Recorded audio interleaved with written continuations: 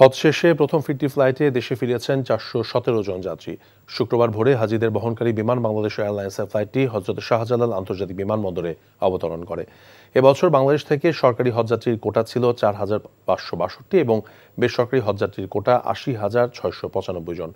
৯ মে থেকে ১২ জুন পর্যন্ত সৌদি আরব যাওয়ার ফ্লাইট পরিচালিত হয়েছে ২১৮টি। বিমান বাংলাদেশ এয়ারলাইন্স পরিচালিত ফ্লাইটের সংখ্যা ১০৬টি, সৌদি এয়ারলাইন্স পরিচালিত ফ্লাইট ৭৫টি এবং ফ্লাইনাস এয়ারলাইন্স পরিচালিত ফ্লাইট ৩৭টি।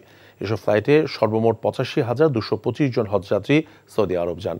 পর্যায়ক্রমে ফিরতি ফ্লাইটে দেশে ফিরবেন হাজিগণ।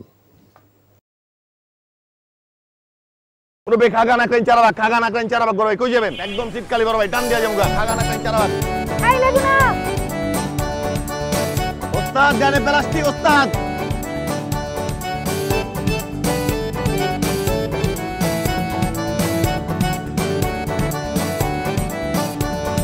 আপনার বান্ধবী আসেনি আজকে? না, কেন রে লাগবে? হে পৃথিবী, তুমি আমাকে ক্ষমা করে দিও। কইছি না বাপ তুইলা কথা কবি না, কইছি না একবার কলিজার টাইন আছে।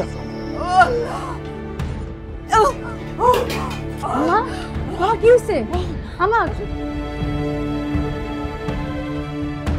আমাদের মতো মানুষের এসব দেখা শোভা পায় না। উনি আমার কাছে আসছে। কাস্টমার আমি পাশেই আছি, ঠিক আছে?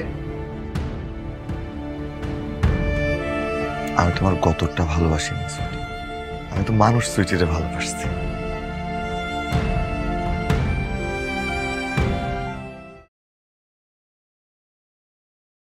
এখন জন্ম সনদ দিয়ে খোলো বিকাশ স্টুডেন্ট অ্যাকাউন্ট। নিজের বিকাশ নিজে কর।